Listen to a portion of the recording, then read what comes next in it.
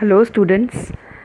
So today we are going to start with the second part of the topic negotiation and liability of parties.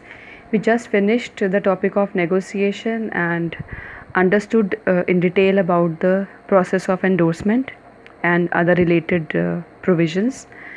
Today we are going to start with the liability of parties, concept on liability of parties. Before I explain to you the provisions of liability of parties, let me first of all give you one illustration explaining this concept.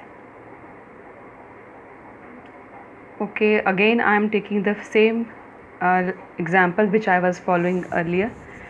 You can see in that example I have added one more endorsee here.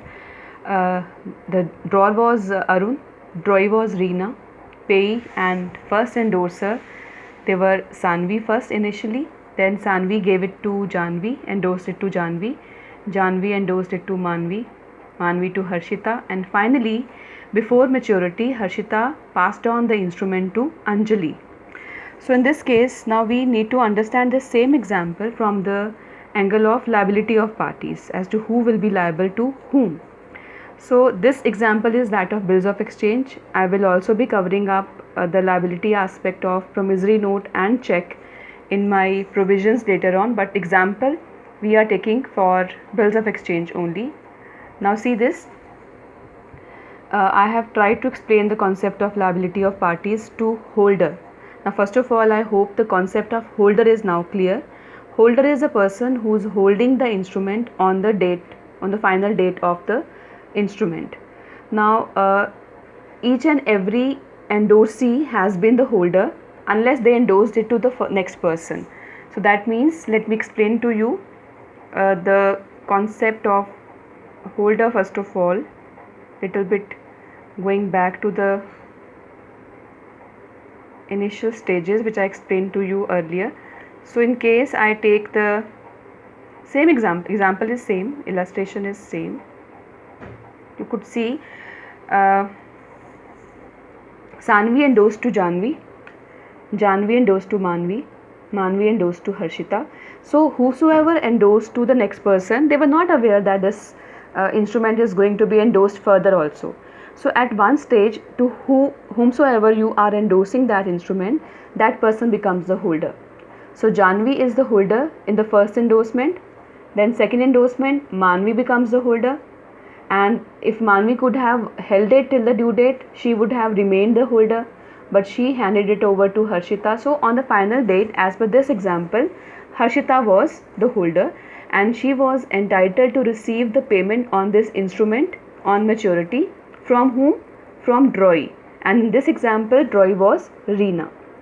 Now coming back to the same example,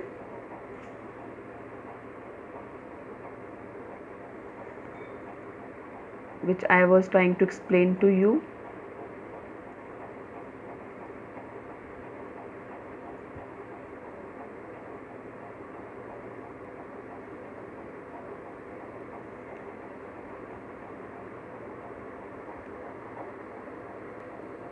So let us understand this. These were the parties. Now in this current example, one more party has been added, that is Anjali. So now as per these endorsements, on the final date Anjali is the holder, she is the last endorsee. So on the due date it was her who was possessing that instrument, so it was Anjali as per this example who is entitled to receive this payment. So in this case, trying to understand the concept of liability of parties here, you can see here in this case Anjali is the last endorsee and she is the holder, or if she has added qualifications of holder in due course, she is a holder in due course. So now she will be given payment by drawee Reena.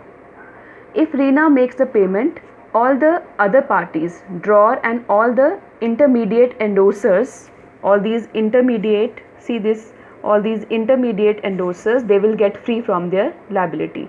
So every party will get free from their liabilities and the instrument and all the parties will get discharged. The same thing we are going to repeat again when we are going to study discharge of instrument. But here from the point of view of liability of parties only. In case Reena does not make the payment. Now Reena is the person who is primarily liable to make the payment in case of bills of exchange, because she being the drawee, she has been ordered by the drawer Arun to make the payment.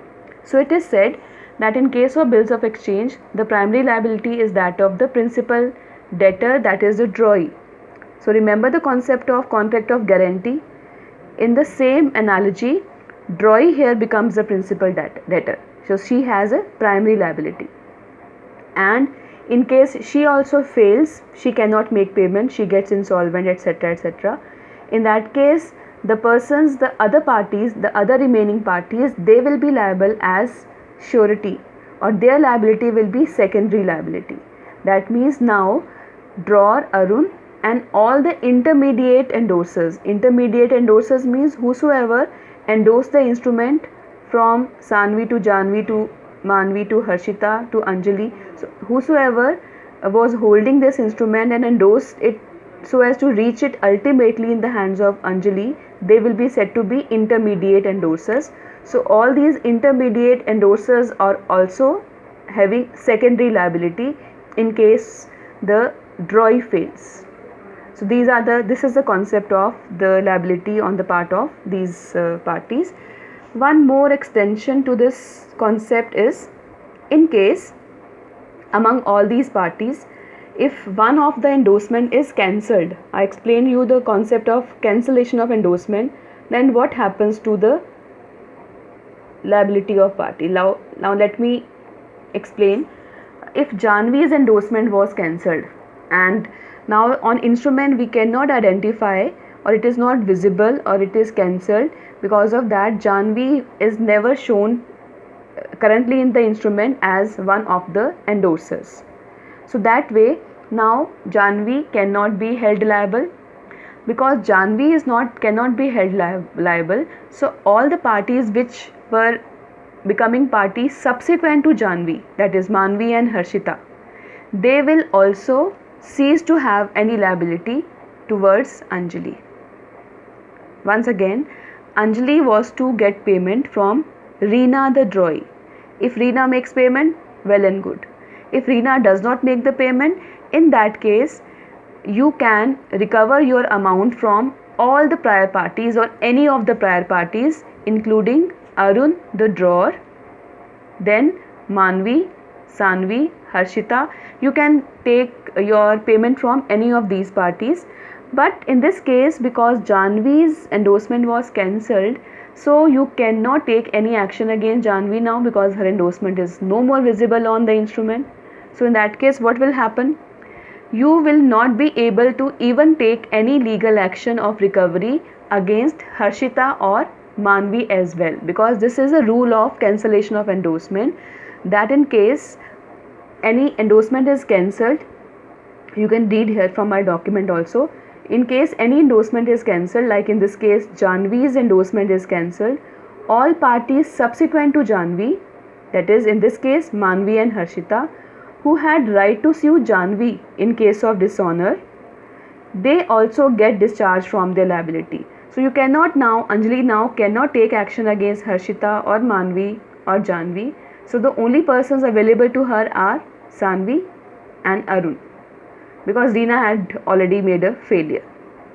But in case this cancellation of endorsement has not taken place, then Anjali could have taken action against any or all of the prior parties, including, now let me remove this cancellation. So if this cancellation is not there, Anjali could have taken action against all the prior parties, Harshita, Manvi, Janvi, Sanvi, Arun, and it is said all the parties are jointly and severally liable to the holder. So this is the concept of this liability of parties as far as the bills of exchange is concerned. So let me now discuss with you the provisions of the same. Thank you.